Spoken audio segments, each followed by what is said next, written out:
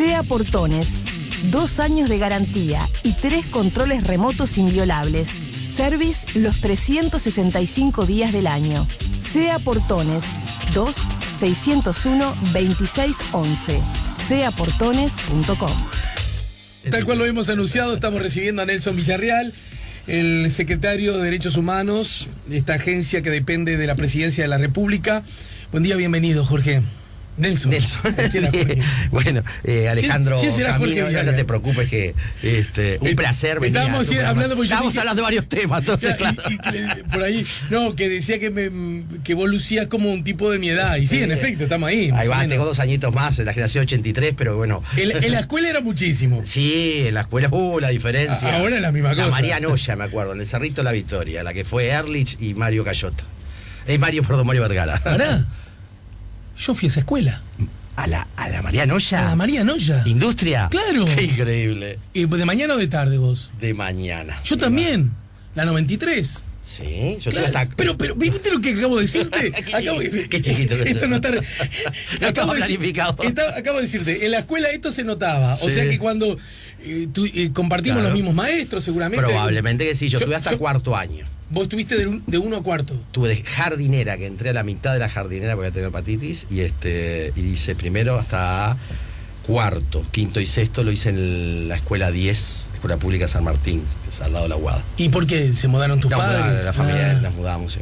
Pero mira vos, claro, una vez Mario Vergara, porque con Mario creo que claro, somos Mario de la misma y edad. Ehrlich, claro, vos con Mario sos de la misma edad. Claro. Sí, un poco más joven, 50, 51 tiene que ser, sí. Bueno, no, lo cierto es que él no sé qué cosa dijo, yo fui a la escuela, no sé qué, a la misma escuela, y no sé qué, en un lugar en el que estábamos, yo no sé si no fue acá en la radio hace mucho tiempo, y comenta, sí, porque yo tuve la formación, y yo dije, sí, pero yo la tuve 4 horas antes. 4 horas antes. Embromando porque yo me mañana. Mirá vos, sí, Ehrlich, sí, pero Ehrlich fue otra generación. Es más, creo que empezó a ir a la escuela de enfrente. Porque enfrente estaba la Peña, claro, que era la Campiotti, que le llamaban, claro, a la que fue mi viejo, por ejemplo, claro, y la escuela nuestra era, entre comillas, la escuela nueva. Mirá. ¿No? Porque, bueno, en fin. Sí, sí. Bueno, mirá vos. ¿Y vos dónde vivías? Yo vivía en el Cerrito, en Juan Rosas y Bruno Méndez, atrás del Fortín, donde Citarrosa cantaba, y ahí conocí a Citarrosa, mi padre era amigo de Citarrosa, así que... mirá vos. Bueno, yo soy para preso en el cuartel Blandengue. Claro, ¿no? Donde estuvieron los restos de Artigas, ¿verdad? Claro. La urna, cuando en plena dictadura el gobierno militar hace el mausoleo... Sí. Se trasladan para... Desde Blandengues hacia el mausoleo. Sí, sí. Yo soy de la curva de Industria, o sea, de ahí hacia abajo, hacia Centenario. Hacia Centenario. Bueno, muy bien. Bueno, muchas gracias, Nelson. Hasta la semana que viene. No te recuerdo. Bueno, hablar de derechos humanos implica seguramente grandes desafíos, porque entre otras cosas se trata de aclarar algunos asuntos, de separar paja de trigo. Me parece que hay temas que a veces se confunden bajo el concepto de derechos humanos.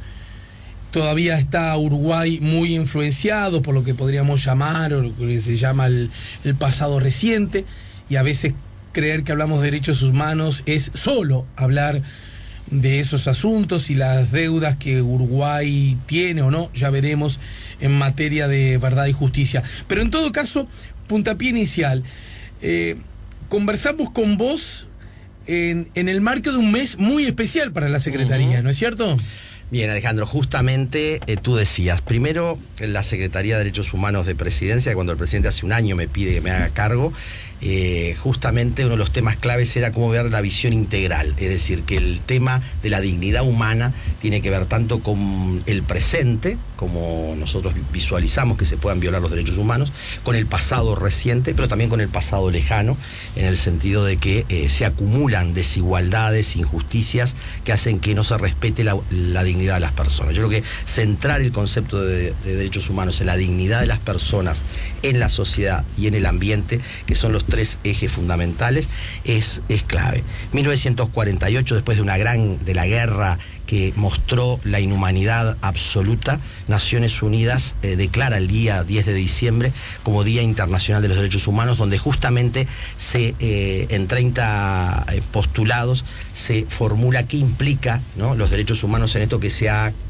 convenido en hablar de las 3 generaciones o 3 dimensiones, que hace a los derechos individuales y las garantías de la persona, del individuo, de los derechos políticos, una segunda generación o dimensión que tiene que ver con los derechos sociales, económicos, culturales, y una tercera dimensión o generación que tiene que ver con los derechos globales y ambientales. Es decir, cuando hablamos de derechos humanos, estamos hablando entonces del respeto a la dignidad de las personas en sociedad y en el ambiente. ¿Y esto por qué es importante? Porque si no, los debates que damos sobre la dignidad de la persona pueden estar ligados al deseo de lo que yo quiero acumular. Entonces se viola mi derecho cuando a mí no se me permite transportarme individualmente. Bueno, capaz que el derecho a transportarnos colectivamente o de que todos nos transportemos está por encima de que yo me transporte individualmente. Para poner un ejemplo concreto que a veces entra en debate sobre cómo visualizamos los derechos. Por otro lado, los derechos humanos deben partir siempre desde el vulnerable, deben partir desde aquel que menos es reconocido como humano para que se le garantice su condición de humano, ¿no? Hablábamos al entrar que ambos tenemos de amistad a Mario Cayota, alguien que integró. Todos los martes es columnista de este programa. Claro. Ha dejado de serlo porque se fue al Vaticano, ¿verdad? Se fue de embajada al Vaticano y bueno, creo que él representa en su manera de vivirse, en su manera de comprometerse, cuando el presidente de la República lo nombra como miembro del grupo de trabajo Verdad y Justicia para justamente abordar de manera sistemática el tema del pasado reciente, es alguien que en su compromiso de vida y en su tradición, y acá vemos una de las grandes corrientes que construye la idea de derechos humanos, él viene del cristianismo social, es decir, lo es también, lo hablábamos todo lo que es la tradición republicana y democrática, lo son las tradiciones sociales diversas que confluyen en esa declaración de 1948 que configura de alguna manera este gran paraguas que llamaríamos de la utopía de la convivencia de la sociedad. Y entonces nosotros pensamos que el 10 de diciembre queda muy acotado y por eso dijimos vamos a trabajar durante todo un mes, ¿no? Y sabemos que diciembre se acota mucho y entonces a partir del 23 de noviembre con la primera Mesa para la Paz, que yo voy a contar ahora qué son, hasta ahora esta misma semana, ¿no? Esta misma semana, hasta el 20 de diciembre, pero es todo el mes tratar de justamente generar una reflexión, un intercambio, ¿no?, que provoque esto de qué es lo que entendemos por derechos humanos en un momento donde parece que políticamente son correctos hablar de derechos humanos, pero en la práctica se violan de manera sistemática en el mundo y la región. Y por otro lado, Uruguay es uno de los países que ha ido acrecentando el respeto a los derechos humanos, ¿no? Sí, esta tensión hay que visualizarla. ¿Y cómo, y esas, digamos, esas asignaturas aún pendientes, esa idea de que de pronto la corremos aún de atrás, ocurre porque, lo grosereo, no tenemos en cuenta o violamos derechos humanos en forma deliberada o porque no sabemos que lo estamos haciendo?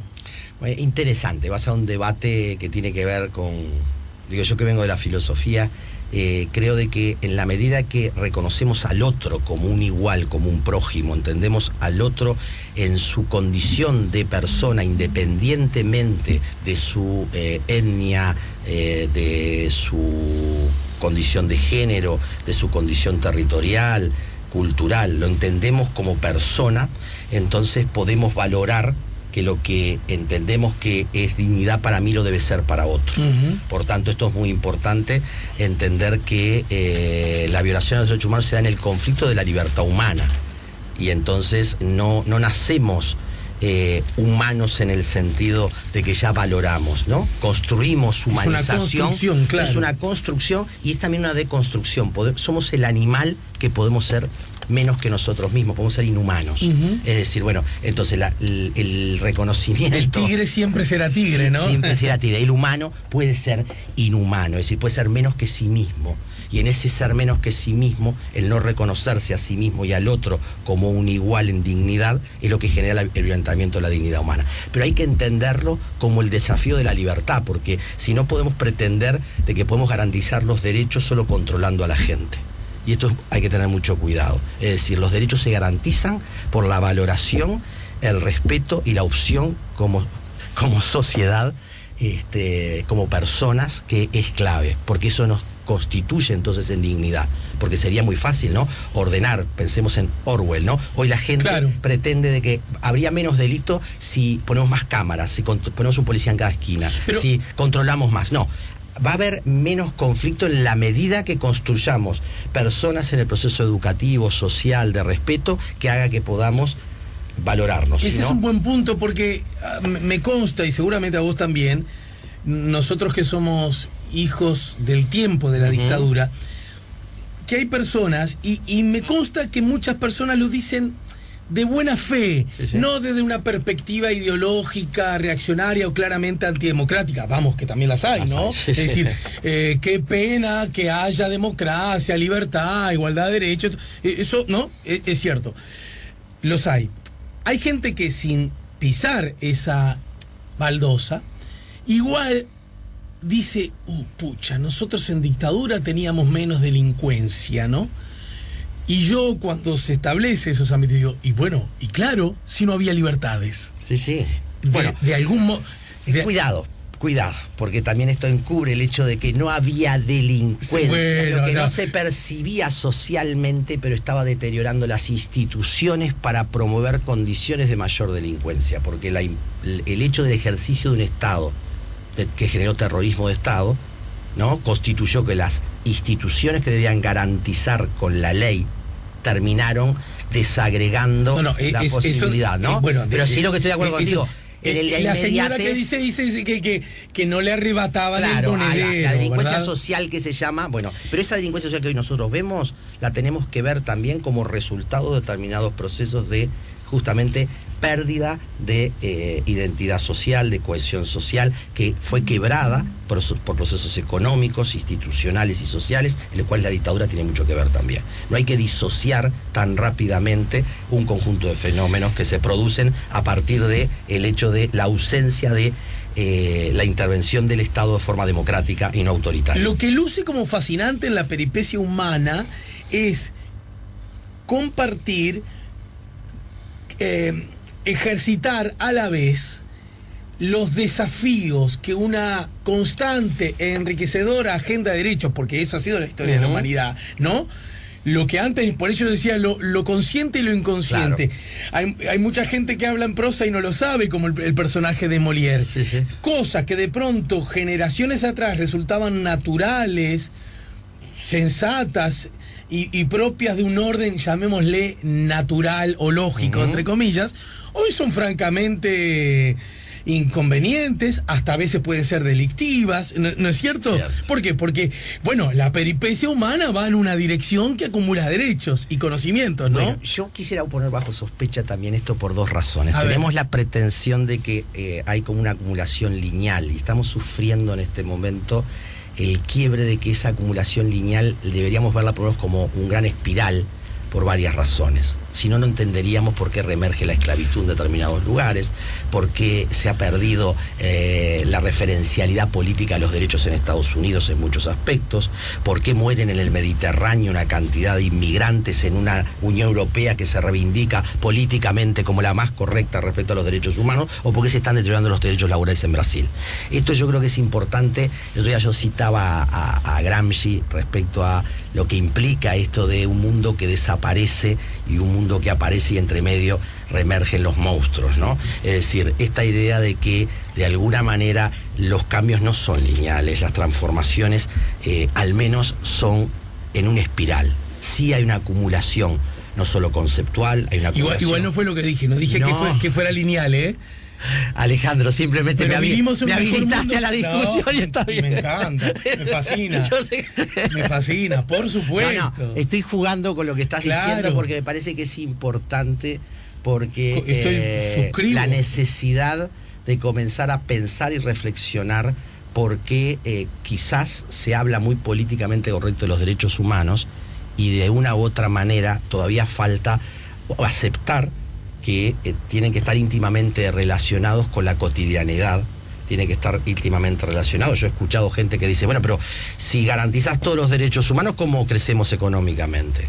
Si garantizamos los derechos humanos, ¿cómo se logra generar determinadas transformaciones de poder? No, justamente desde dónde estamos acrecentando derechos tiene mucho que ver cómo lo ejercitamos en la cultura, en el desarrollo, en la educación, en la economía, en la política, porque si no es un discurso vacío. De todos modos, el riesgo que todo se vuelva...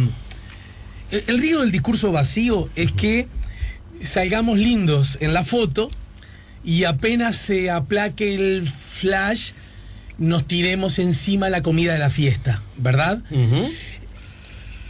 Sin embargo, hay cosas que están instaladas y sobre las cuales me parece, por supuesto que se puede retroceder. Conversaba unos meses atrás con un investigador español que trabaja 6 meses en su país, España, y 6 meses en Estados Unidos, acerca del llamado, en el marco del Congreso de Ciencia Política que ocurrió aquí, uh-huh. En el marco de las llamadas, el malestar con las democracias, ¿no?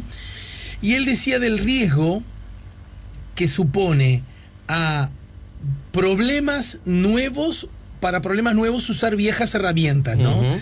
Entonces, claro, de pronto un ciudadano que ve que tiene más de 50 años y se queda sin empleo y advierte que la convivencia con seres que huelen distinto, que lucen distinto, que adoran otros dioses, pero que además tienen, también hay que decirlo todo, no siempre mucha vocación de integración, sino uh-huh. más bien de reproducir realidades en otras latitudes, uh-huh. ¿no es cierto? Sí. Hace que se desconcierte, que pierda pisada y que se vea atraído de herramientas viejas, que ya mucho daño y dolor causaron. Xenofobia, nacionalismos, racismos, sí. ¿verdad? Bueno, en fin. Entonces, ahí está el nuevo desafío, casi como un escalón para atrás, ¿no? Fruto de... Ahora, en ese contexto, igual hay cosas que uno puede decir, por lo menos parados acá en Uruguay, hoy podemos decir, bueno, mirá, romperle la espalda a rebenques a un trabajador rural está mal. Pero es un tema que me generó mucha discusión. Ya lo sé, fue un poco una picardía de mi parte. Pero uno puede decir, ay, lo obvio, loco. Bueno, no sé si tan obvio, porque hasta hace poco no era obvio que tuvieran que trabajar solo 8 horas y que si trabajas más de 8 horas, como el trabajador de la construcción, haya que pagarle horas extras, uh-huh. ¿no es cierto? Sí. Entonces, de esa obviedad a la no obviedad, yo no sé qué distancia hay. Bueno, eso por un lado, que... uno, porque le vino la locura, la bronca, el enojo y la decepción, mate a balazos a su mujer, no, loco, no. Pero, a ver, Alejandro, digo, porque creo que este diálogo es muy interesante. El Congreso de Ciencia Política al cual participé, porque estoy tomando la maestría justamente, Democracias en Recesión era el título, ¿no? Y muy interesantemente el uruguayo que está en Canadá, que dio la ponencia, no sé si es el mismo que tú entrevistaste. No, yo entrevisté, aproveché la instancia para traer un español, un chileno, un argentino. Pero el que abrió ahora se me olvidó el nombre, cuestionó esto, democracias en recesión, justamente desde la lógica que tú decís. Debemos visualizar quizás que estamos en democracias en conflicto para resolver nuevas formas, por lo cual esta acumulación que tú decís la debemos valorar de manera clave, más allá que en el espiral podamos estar ahora en bajada en algunos lugares a nivel global, pero hay sí un nivel de acumulación. Claro. Y esto me parece muy importante traerlo en la medida. Uruguay tiene un siglo de acumulación de derechos. Tenemos que tener mucho cuidado de no creer que los derechos solamente los hemos acumulado ahora. Hemos hablado antes de comenzar lo que implica un Estado laico para Uruguay, lo que implica el tema de la igualdad del acceso a la educación. Director, las 8 horas, es el ejemplo clarísimo. Las 8 horas. En la ciudad, lo dijo el director nacional de trabajo acá mismo, en el marco de aquel acontecimiento. 8 horas para los trabajadores ciudadanos, hace 100 años que está. Totalmente. Para los trabajadores rurales recién está. Y hay 100 años de diferencia. 100 años de recorrido. Totalmente. Claro. Entonces, bueno, no cabe la menor duda de que partir de esa acumulación y reconocimiento es fundamental. Pero sobre la base de la apropiación ciudadana y social, porque los derechos humanos son una conquista de las sociedades y de los pueblos. Cuando se pierde esta perspectiva, se disocian de alguna manera y se los visualiza los derechos solamente como una atribución, no como un deber ser. Y esto es el tema que hay que abordar. ¿Por qué razón la defensa de los derechos humanos no puede estar solo centrada en el reconocimiento de decir tenemos derechos? Tiene que también incorporar el deber ser de la defensa del valor de los derechos, que reclamo para mí también para los otros. Porque solo desde esa perspectiva es factible que se consoliden de manera constante, más allá de la acumulación que se está produciendo, digamos, ¿no? Vamos a una pausa y al regreso algunos asuntos puntuales que lucen como noticias, si querés, y a ver si nos ayuden en este entramado. Yo quería hacer el entramado primero para ver cómo aplican y en qué medida son hijos de. Y algunos, ya te los anticipo, ¿dónde estamos parados con el legítimo derecho a perseguir la verdad y justicia? Que esto luce muy, muy cercano y muy directo al pasado reciente. ¿Dónde está Uruguay? ¿Qué avances? ¿Qué retrocesos? ¿Dónde estamos parados de verdad según tu perspectiva? ¿Dónde estamos parados con estos temas vinculados al Uruguay profundo, aquello que fue tan polémico? Soy de los uruguayos que se alegró cuando Uruguay abrió sus brazos a familias sirias que estaban refugiadas. Esa canilla, se ha dicho, se cortó. A mí me da cierta tristeza. ¿Por qué? Somos una manga de crack para el discurso, pero en la acción nos cuesta un poquito más. O sea, en mi barrio eso le llamábamos hipocresía. ¿Dónde estamos parados con relación al femicidio, verdad? La agresión a la mujer por tal. ¿Y de la agresión a los niños? Avisá en tu casa que volvés en abril. Sí, como mínimo. Estamos poniendo la mañana en camino. Varios temas, muy bueno. Estamos con el licenciado en Filosofía, el secretario de Derechos Humanos de la República, Nelson Villarreal. Ya volvemos con la mañana en camino.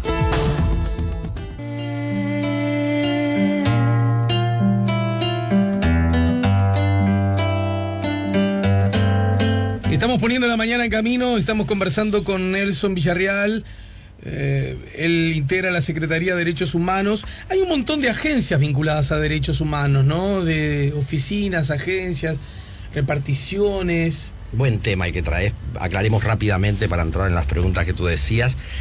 Justamente, para ordenar un poco, sí. Es decir, por un lado, el tema de derechos humanos, desde Presidencia de la República, tiene dos secretarías. Una que es la que dirijo yo, que es la que tiene, decimos, la visión integral de los derechos y por tanto la rectoría del tema de derechos humanos desde el Ejecutivo.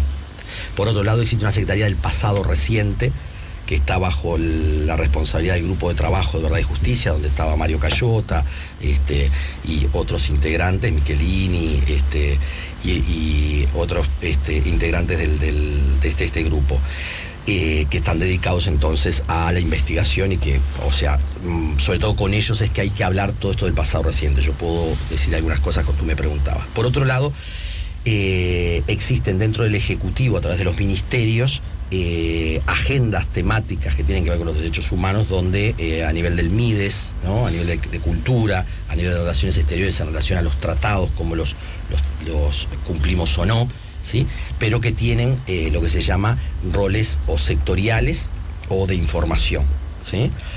Por otro lado, como Estado se creó la Institución Nacional de Derechos Humanos, ¿sí? Que tiene un rol de ombudsman, o sea, de control respecto a los derechos humanos. Yo siempre planteo una distinción. El rol mío o el rol de la Secretaría de Derechos Humanos de Presidencia tiene que ver cómo acrecentamos los derechos humanos en la política pública, ¿no? Lo que hablamos anteriormente, es decir, si se va logrando que a nivel de la política pública se respete la dignidad de las personas en la sociedad y en el ambiente, y que las políticas sectoriales logren llevar adelante esto. Por tanto, hay que ver el acrecentamiento. Mientras que la Institución Nacional de Derechos Humanos es la que tiene que velar de alguna manera de denunciar cuando se violan los derechos humanos, digamos, ¿no? En mi caso no recibo denuncias, sino que sobre todo tengo que buscar que las políticas acrecienten su capacidad de ejecución de derechos humanos. Después existe el comisionado parlamentario para las cárceles, que tiene que ver con el tema de derechos humanos, un tema específico. Existe también a nivel del territorial, ¿no? O sea, en Montevideo, es decir, un ombudsman también que tiene que ver con el derecho ciudadano local. Pero yo creo que es importante para que el radio escucha entienda que el nivel de lo que tiene que ver con la visión integral de los derechos humanos, la rectoría de los derechos humanos en la política pública, lo ejercemos desde la Secretaría de Derechos Humanos de Presidencia y que pretendemos justamente, a través de este mes de los derechos humanos, llevar adelante esta percepción que no se fragmente la idea de los derechos, porque la reivindicación de las cuestiones de género, las cuestiones de la diversidad, las cuestiones ambientales, las cuestiones étnico-raciales, territoriales, sobre todo las reivindicaciones de la diferencia y diversidad en relación a la igualdad, muchas veces pueden llevar a fragmentar lo que tiene que ver con la garantía de los derechos, que debe estar centrada en la dignidad de las personas independientemente de su condición, pero su condición no tiene que ser un motivo de discriminación, ¿sí? No tiene que ser un motivo de no valoración de su derecho. Y hablando de la dignidad de las personas, hace ya unas cuantas semanas, vamos para 2 meses, desde el gobierno aseguran que en el Uruguay profundo hay sistemas serviles, ¿no? Aquella famosa frase tuya a propósito del caso del peón rural golpeado por su capataz y amenazado por el dueño del establecimiento rural. Bueno, más allá del ruido, ¿no? ¿Dónde estamos? Eso te da la impresión que te trajo algunos dolores de cabeza, ¿no? ¿Está bien dicho así en esos términos? Yo no lo viví. Lo viví como un gran desafío en esta lógica de acrecentar derechos. A ver. Y comento que se puede decir de manera pública cómo se desarrolló esto. Por un lado, mis afirmaciones no fueron absolutas, sino relativas. Es decir, que yo dije, existen condiciones serviles y cuasi feudales en determinados lugares del Uruguay profundo. Esto generó una reacción furibunda de la Federación Rural y me gané 3 editoriales de un diario de Uruguay que cuestionaba mis afirmaciones. ¿Qué diario? El País, ¿no? Que de manera, para mi entender, poco consistente, cuestionó mi frase. Pero eso fue un gran desafío, porque el presidente de la República, al instante que recibe una carta de cuestionamiento a mi persona por parte de la Federación Rural, me pide que yo fundamente porque dije lo que dije, y yo fui a buscar justamente mi frase en base a ¿qué? A los estudios que la Facultad de Ciencias Sociales ha realizado sobre la vulnerabilidad en el medio rural, en los asalariados rurales, donde el decano actual, Piñeiro, o un investigador que como es el caso de Matías Carámbula y otros, han abordado justamente que el proceso brutal de crecimiento económico de estos últimos 15 años, de generación de riqueza, ¿sí?, produjo lo que se llama se proletarizó el asalariado rural. Saltó, ¿no?, de un número de 15.000 asalariados rurales a 80.000 asalariados rurales. Por otro lado, existen los núcleos productivos familiares y por otro lado los grandes dueños de la tierra y de determinados niveles de el área productiva. Entonces, en el abordaje de esto nos encontramos justamente esto que nos permitió fundamentar de que a veces una cierta idiosincrasia que está instalada en el Uruguay profundo no toma en cuenta este valor de la igualdad social, como decíamos, republicana, que constituyó al Uruguay moderno, y que por esa razón hubo una gran resistencia durante todo un siglo a instalar las mismas lógicas que se ven en los ciudadanos, la ley de 8 horas, que, cuidado, no deben ser aplicadas muchas veces de la misma forma por la propia estructura productiva, pero las garantías, los derechos que deben tener los trabajadores deben estar. Y entonces lo que nos encontramos, que si por un lado hubo un gran crecimiento económico en el agro, ¿sí?, que generó mucha riqueza, lo que produjo ciertos procesos de igualdad social tienen que ver con la intervención de la política pública. Es decir, fue la política pública la que implementó la ley de 8 horas, es la que está buscando realizar inspecciones para ver dónde y cómo se produce esto, y se ha encontrado con el compromiso de muchos empresarios del agro que están dispuestos a construir en esa lógica y otros que no tanto. Entonces, en esa perspectiva, poder visualizar en qué casos, por ejemplo, las mujeres rurales están en situaciones de vulnerabilidad, donde yo recibí relatos muy complicados, o en el mundo arrocero, o en lo forestal, o en determinados lugares, permite de alguna manera visualizar que debemos caminar aún más en el Uruguay profundo en esta lógica de igualdad social.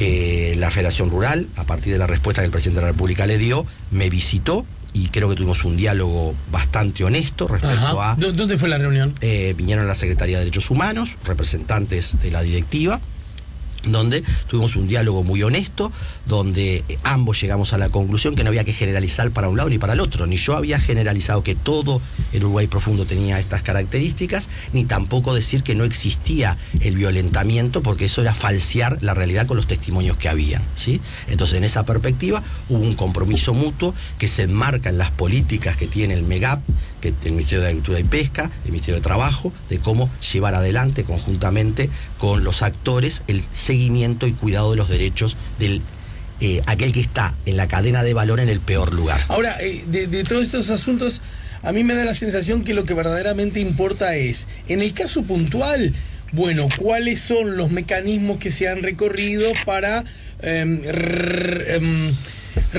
resarcir a la víctima de una forma de injusticia, ¿no? Los mecanismos judiciales, ya sean los penales o los civiles. Pero a mí lo que realmente me gana la atención es, lo simbolizo, por supuesto, ¿no? ¿Cuántas otras espaldas estarán siendo castigadas hoy día? ¿Y en qué medida hacemos cosas para que no haya ninguna nueva espalda castigada?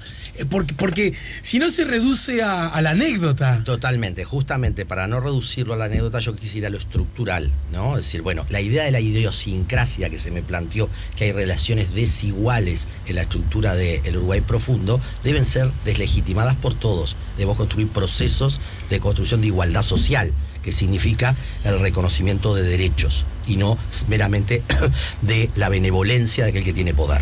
Y esto tiene que quedar claro. Hablábamos de Mario Cayota, yo les citaba a la Federación Rural la carta pastoral del arzobispo Partelli, siendo obispo de Tacuarembó, respecto a los problemas del agro en la década del 60. Es decir, la CIDE, ¿no?, presidida por Enrique Iglesias, que constató esto, como el hecho de todas las iniciativas que mostraron las desigualdades sociales y estructurales que tenía el campo. Es cierto que la intervención de la política pública en la última década ha generado marcos regulatorios, marcos de derechos para que el peón rural se sienta garantizado en sus derechos. Esto es muy importante tenerlo claro. Respecto al hecho de Salto, yo creo de que no hay que esperar que sea la justicia la que se expida. Sí, a mí como secretario general me preocupa que después de 45 días no haya una expedición de qué sucedió.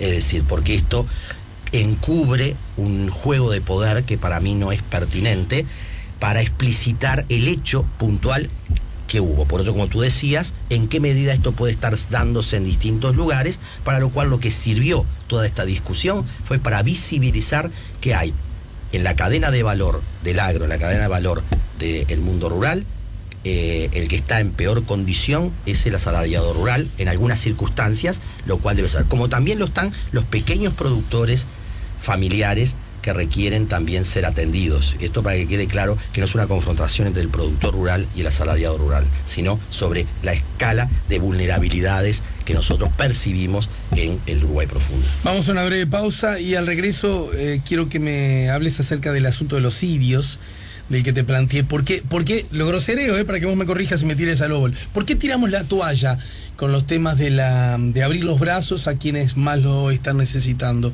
¿Y dónde estamos parados hoy día a propósito de la histórica reivindicación verdad y justicia? ¿Qué tan bien, qué tan mal, qué tan frágiles, qué tan sólidos? Estamos poniendo la mañana en camino, estamos conversando con Nelson Villarreal, el secretario de Derechos Humanos. Ya volvemos con La Mañana en Camino. Interrumpir el blanco para tratar de llegar a ti. Estamos en el último tramo de la charla con Nelson Villarreal. Entonces, Nelson, yo te preguntaba, ¿qué pasó con los sirios? ¿Tiramos la toalla? ¿Nos salió mal? ¿Fuimos muy entusiastas, muy voluntaristas y quedamos por mitad del camino? Son un puñadito y resulta que no podemos darle... pero no digo cortar con tanta usura, no digo el abrazo ese, el abrazo institucional, republicano, de una nación que abraza a ciudadanos que la están pasando como ni tenemos idea de lo horrible que la están pasando, ¿no? Años viviendo en campamentos, ya no bajo la guerra, en campamentos, ni siquiera en su tierra, en su patria, en sus olores, ¿no? No pudimos, nos salió mal. Nos acampan en la plaza, vienen como héroes y después al ratito nos enojamos con ellos, le decimos manga de mal agradecido. ¿Dónde debemos colocarnos?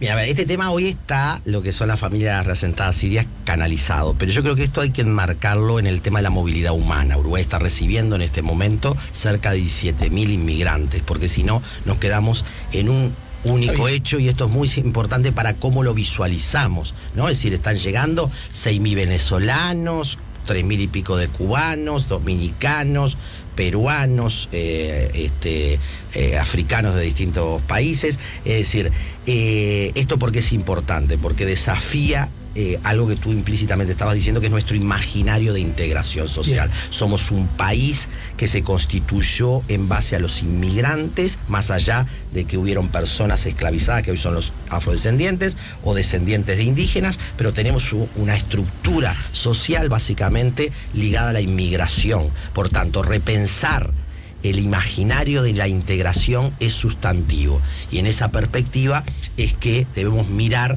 a el inmigrante, al otro, como una oportunidad y no como un problema. Y yo creo que, yendo a lo concreto, bueno, es el ensayo y error de la política pública que tomó la iniciativa en el gobierno pasado de Mujica de la solidaridad internacional, que estuvo triangulado entre el Papa Francisco, el presidente de Estados Unidos Obama y Uruguay, que también trajo aquí a los expresos de Guantánamo, que mostró la solidaridad del país. Yo, cuando asumo, me encuentro de cómo canalizar este proceso, y bueno, una de las cosas que creo que a la solidaridad también hubo mucho voluntarismo. Entonces la política pública recién está sistematizando el cómo manejarse con culturas distintas, cómo manejarse con la receptividad de los servicios públicos, que clarificar. No te quiero incomodar, pero sí. ¿Qué cosas hicimos mal para aprender? Me importa un pito el funcionario de turno. Quiero saber de la perspectiva social, de la comunidad que somos nosotros los orientales. ¿En qué le erramos al bizcochazo? Sí, yo creo que, a ver, en esto hay que evaluar sobre la acumulación. Probablemente yo, estando en las mismas condiciones, hubiera cometido los mismos errores. Yo creo que hay que tener mucho cuidado cuando uno evalúa. Bien. Me gusta lo que decís, no te lo estás haciendo el crack. No, porque si no, acá cometemos un gran error. Aclarado eso, yo digo, bueno, probablemente no deberíamos haber expuesto a los medios tanto a las personas, porque se las transformó casi como en bichos raros en los cuales, ¿no? Y no creo que hubo mala voluntad, ¿no? Es decir, justamente para provocar la solidaridad, pero todos sabemos que la exposición a los medios, ¿no? Tiene cierta dificultad cuando no se puede esto manejar específicamente, y las personas que van generando fantasías sobre lo que el lugar les puede proveer, digamos, ¿no? Entonces, no ser claro respecto a que Uruguay podía proveer un lugar pacífico. ¿Quién te está llamando? ¿Quién un Uruguay, acá no es el presidente, no. Si está Baribáquez, atendé. Aquí, de alguna manera, Uruguay puede dar derechos sociales muy importantes, como son la salud, la educación, la apoyatura para alquilar, la apoyatura para buscar trabajo, pero es un país caro, y familias con 15 hijos, ¿cómo se mantienen? Tú tenés uno, yo tengo 3 y 2 de mi esposa, ¿sí? Es decir, no sabemos que mantener hijos es muy caro en Uruguay. Pero vos podés, igual porque tenés tarjeta corporativa. No, justamente. Soy del área que no tiene ningún recurso, ¿no? Secretaría de Derechos Humanos es voluntad y utopía. Entonces, justamente creo que uno de los errores que puede haber uno visto, y es que lo que estamos sistematizando ahora, que existe una ventanilla única y protocolos que le dejen claro al inmigrante, al refugiado, cuáles son las posibilidades que el país da, puesto que y esto es lo que genera las contradicciones. ¿Cómo es posible que los sirios que vinieron hace un siglo, o otros que vinieron en otras condiciones? Pero estamos en un mundo que es la aldea global, ¿no? Y entonces nosotros veíamos que los hijos de estas familias sirias con su celular hablaban con sus primos que estaban en Alemania, y les decía que Alemania les daba un auto, una casa y no sé qué. Entonces generaba esta contradicción y esta decepción. ¿Cómo Uruguay no me da tal cosa? Y no hay que culpar a esas familias sirias. Es decir, primero la claridad como país.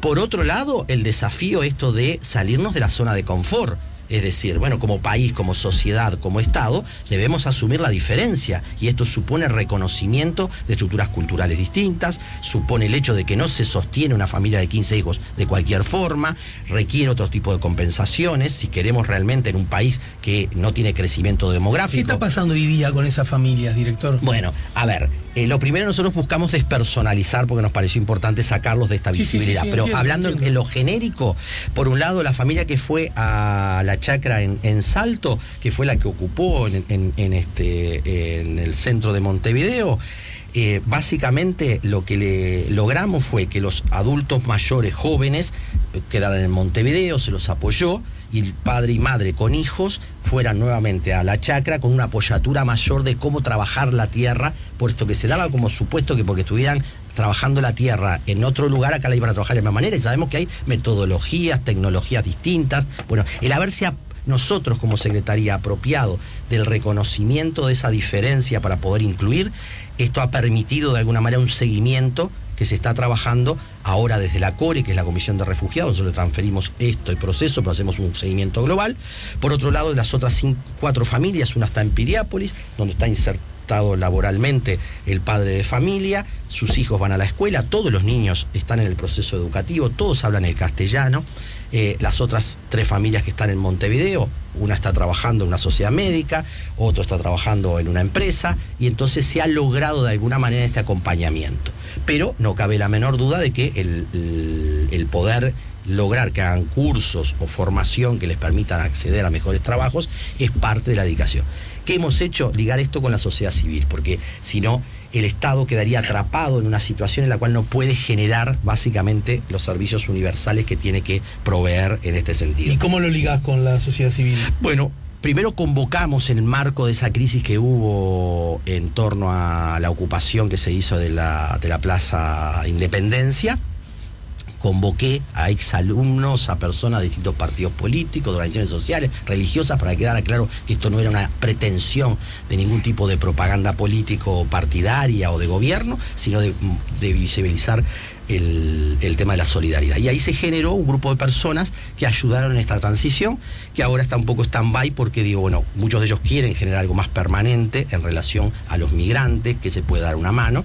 Pero bueno, nosotros estamos en este momento más enfocados a que la estructura de la política pública logre desencadenar los protocolos para atender a los inmigrantes de manera clara, que esté coordinado en un sistema, el Ministerio de Relaciones Exteriores, el Ministerio del Interior, el MIDES, Salud Pública, la educación, para que la persona que llega, que es un país muy abierto el nuestro, le da una cédula de identidad que le habilita a la salud y a la educación y eso le permite trabajar, sepa cómo. Yo el fin de semana se me presentaron 3 cubanos que no sabían dónde tenían que ir, ¿no? Entonces, decir, el tema de cómo informar a la ciudadanía para que pueda ser puente, ¿sí? Para que pueda ligar, ¿no? En la posibilidad, en este sentido. Entonces, tú preguntabas al comienzo por qué se cerró. No es que se cerró una segunda avenida de familias sirias, sino que se ha dicho de que el Estado uruguayo no va a tomar proactivamente, como lo hizo en el primer contingente, puesto que quiere tener los instrumentos y estar abierto en el país para aquel que llega. Bueno, pero no está planeado un ingreso. Un segundo contingente de forma proactiva del Estado que los traiga,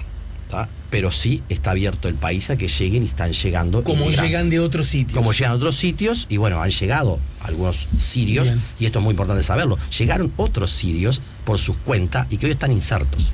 Último, Sí. que nos formaron parte de ese grupo de los sirios de los ómnibus, Claro. los canales de televisión, Claro. bajar en el aeropuerto, el presidente recibiéndolos, todo aquello. Vamos a hablar de diciembre, mes de derechos humanos, pero antes, ¿dónde estamos parados con Verdad y Justicia? Que te lo pregunté antes de Sí, la es pausa. cierto. Bueno, yo decía de que está el grupo Verdad y Justicia, que debe ser ellos los que puedan también, en lo específico, las investigaciones que se están realizando. Desde la Secretaría de Derechos Humanos, que decimos, ligamos la violación de los derechos humanos hoy con el pasado reciente, el pasado lejano. De hecho, antes de ayer nos hicimos solidarios con el fiscal Díaz, porque emerge una situación que va contra la verdad y la justicia, que alguien se lo amenace, se lo intimide, independientemente que esté ligado al pasado reciente, a lo actual, no sabemos concretamente, Sí, pero sí. todo daría a entender por esto de Movimiento de Restauración Nacional, que tiene mucho que ver con esa lógica. Entonces, bueno, primero es el compromiso de la Secretaría de Derechos Humanos con la verdad y la justicia para el nunca más, que es el compromiso del presidente de la República, por el cual, para eso se creó ese grupo. Se está trabajando en el procesamiento de información. Sabemos las contradicciones que tiene la estructura institucional, tanto del ejército como de la policía o de actores que fueron parte de la dictadura, que no transfieren la información necesaria, pero sí hay una decisión clara de seguir procesando este tema. Por otro lado, para nosotros es sustantivo ligar el tema de memoria y derechos humanos con la educación. Por tanto, un punto en común que tenemos con el pasado reciente es cómo trabajar a través del Plan Nacional de Educación en Derechos Humanos el tema memoria y derechos humanos para que las nuevas generaciones justamente perciban que una sociedad que no resuelve el tema de la impunidad, que no resuelve el tema de la visibilización de la violación de los derechos humanos y que genera que todos estemos bajo la misma ley, que todos estemos bajo el mismo parámetro democrático, no va a poder ser consistente a futuro para profundizar la democracia. Entonces, en ese sentido, sí creo que lo importante es que el presidente de la República tiene una plena convicción, se han dado muchos recursos que se están efectivizando en lo que es la sistematización de la información de los archivos que se han encontrado y que evidentemente van dando distintos hilos y obviamente, más allá de que los actores que tuvieron que ver con la dictadura se resisten, ¿no? Poco a poco se va generando un acercamiento a datos y creemos, desde nuestra perspectiva, que muchas reacciones que hay hoy es porque nos hemos acercado aún más a algunas situaciones. ¿La Secretaría tiene una opinión acerca de lo decidido por la Suprema Corte en cuanto a la prescripción de la violación de derechos humanos, este asunto? Lo primero es respetar la autonomía de los poderes del Estado y por tanto, en ese sentido... una precisión... Sí. Me parece bien que la hagas, pero yo a veces siento que cuando se dice eso, se lo ve como sinónimo de no opino. No. Ahora sí opino, claro, ahora sí opino, ¿no? O sea, porque digo esto para desclarificar de que está bien. Cuando desde el Ejecutivo se dice algo, no es justamente para tomar una actitud de presión ilógica desde un poder a otro, pero a la vez decir de que evidentemente no pueden prescribir los delitos de lesa humanidad. No puede de alguna manera clausurarse un proceso que debe ser asumido por el Estado en sus tres poderes. Por tanto, lo que la Suprema Corte de Justicia ha planteado, a nuestro entender, es un freno a lo que es la investigación de verdad y justicia. Y yendo ahora sí a lo que aludíamos más temprano. Se viene diciembre, mes de derechos humanos, ¿no? Sí. Bueno, con actividades que ya arrancan nomás esta semana, distintas mesas, ¿verdad? Ahí va. El mes de los derechos humanos nosotros lo planteamos sobre la base de que, bueno, por un lado, no centrarlo solo en el 10 de diciembre, sino realizar 5 mesas para la paz. La Mesa para la Paz es una instancia de encuentro, convivencia ciudadana del Estado, de todo el que pueda de alguna manera ser parte en el territorio del reconocimiento de los otros, ¿sí? Y entonces estas mesas para la paz, que se hacen ya desde hace 8 años, nosotros las recreamos sobre la base primero, que no fuera una sola, sino que vamos a hacer 5. La primera en Minas La Valleja, ahora el miércoles 23, luego vamos a hacer una el 1 de diciembre, otra el 8 de diciembre, otra el 13 de diciembre, el 15 de diciembre. Van a ser en Paysandú. Durazno va a ser el 1 de diciembre, Paysandú el 8 de diciembre, Montevideo el 13 de diciembre y Canelones el 15 de diciembre, en La Paz, ¿sí? Y Montevideo va a ser en 3 ombúes, o esta perspectiva que hay que comenzar a pensar los derechos no desde la costa, sino desde los márgenes en muchos aspectos, ¿no? A la vez, en este mes de los derechos humanos, donde esas mesas para la paz van a tener un espacio de derechos en el territorio, es decir, cómo se visualiza esto que decíamos, el acrecentamiento de la dignidad humana en el territorio. Entonces, lo primero que va a tener la Mesa para la Paz es un diálogo con los actores locales de cómo está construyendo derechos. Por otro, una mesa de diálogo conversatorio sobre uno de los 5 ejes que nosotros tenemos, que son democracia, desarrollo, cultura, educación e involucramiento. Por otro, el tema de una feria de derechos, todos aquellos que están conquistando y construyendo derechos, tanto desde el Estado, la sociedad civil, las embajadas, los organismos de gobierno, los inmigrantes. Va a haber, en una de ellas van a ir migrantes a cocinar, ¿sí? Y va a terminar con espectáculo, algunas bandas de rock y alguna actividad recreativa, y finalmente con cine en la calle. Vamos a proyectar algunas películas. La idea es involucrar en la intervención pública. Después 2 instancias más, una que es la propiamente del 10 de diciembre, el Día de los Derechos Humanos, donde familiares convocan la mañana. Nosotros vamos a convocar a las 19 horas en el Teatro Solís a una obra de teatro que ya se está dando, que es Otelo, no porque la obra de teatro en sí misma esté hablando del tema de derechos humanos, sino para asociar la idea que los derechos humanos se construyen con la cultura, ¿sí?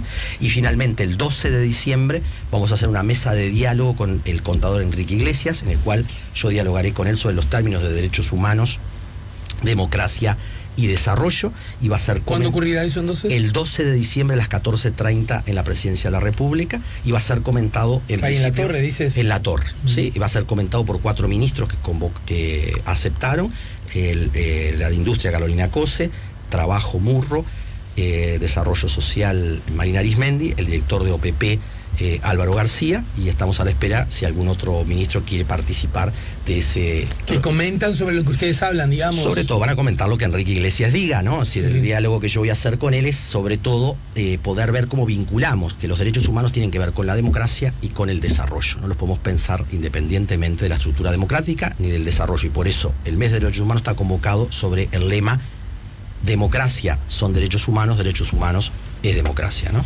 Bien, y bueno, conforme vayan arrimándose esas fechas... Te agradecemos si lo podés desde ya, porque además... Y si te puedes hacer presente también. Bueno, como no, sí, en horas de la tarde hay más chances de que eso ocurra, aunque en horas de la tarde trabajo también, como bien sabes, en televisión, pero bueno, un hueco siempre uno se puede hacer. Bueno, gracias por el tiempo, director, y nos reencontramos más temprano que tarde.